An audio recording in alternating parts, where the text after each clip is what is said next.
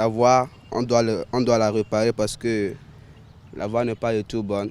Ça peut faire tomber beaucoup de personnes, surtout les madames, ceux qui sont pressés pour aller au cours, ils sont en retard, ils regardent leur moto. S'ils ne regardent pas bien par terre, ils peuvent faire l'accident. Ça crée souvent des difficultés. Avant que les voitures, même les profs avec les engins, ne puissent passer, ça crée toujours des difficultés.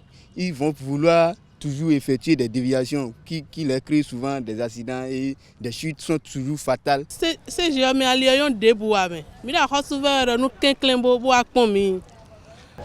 Un peu dégradé selon moi. Cette voie, on en parle, ça fait longtemps.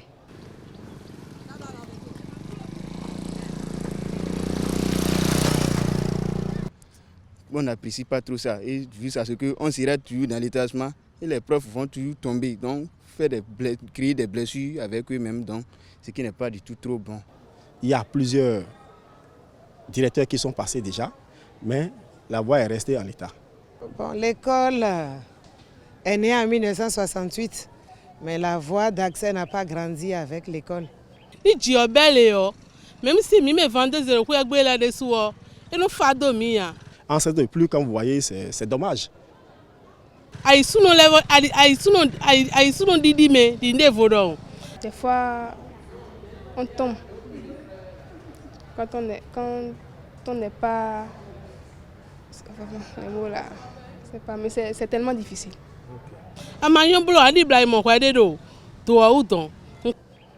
L'école est vieille, la voie d'accès n'est pas née. Et puis, c'est ça, chaotique, difficile à grimper.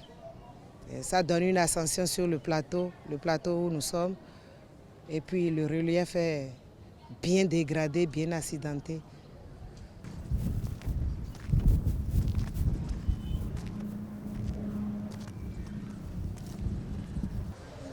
Souvent, quand on est à moto, là, difficilement, on vient au niveau des membres de l'administration. À moto, à voiture aussi, même chose. Surtout à voiture, c'est difficile. Tellement difficile parce qu'on est à moto. Normalement, tous ces endroits, il y aura des pavés pour que si les professeurs doivent rentrer par ici. Ici, ce n'est pas la voie. L'école en soi ne peut pas réparer cette voie. Souvent quand il pleut, c'est aussi difficile. Tellement difficile. Ici, ce n'est pas la voie. C'est la voie, c'est ici. Normalement, on doit mettre les pavés pour que les professeurs puissent bien passer et tout sera bon. Quand on n'a pas les chaussures adaptées, facilement on tombe, rapidement même.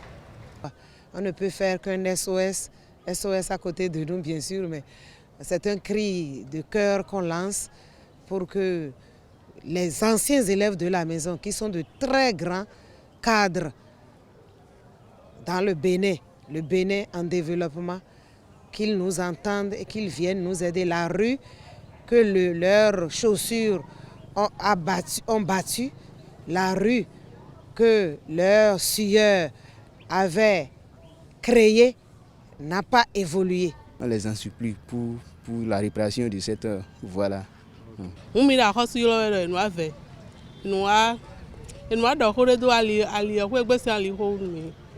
On peut dire à l'autorité de venir nous faire la voie pour que la voie soit mieux.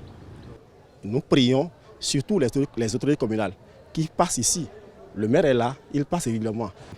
Nos chefs d'état-major n'ont qu'à nous aider à les réparer. Le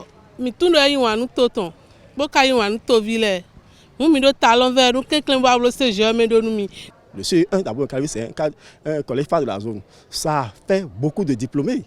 Beaucoup d'autorités aujourd'hui ont pris part le CG à Calavi. Et les autorités viennent ici, jour et jour, et nous, elles voient l'état de la voie.